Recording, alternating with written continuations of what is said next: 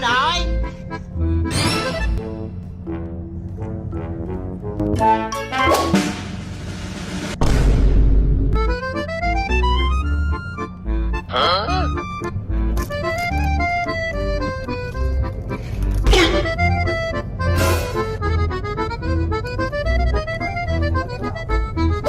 Trời đất ơi, tự nhiên cái tôi tỉnh lại liền luôn. Tự nhiên tôi hết hồn rồi.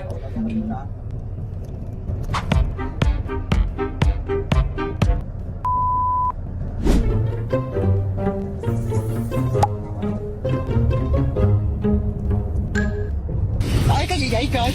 Trời ơi.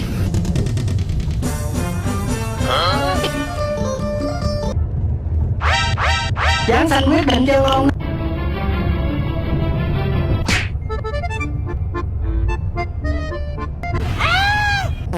Thôi thôi, trời ơi, thôi thôi.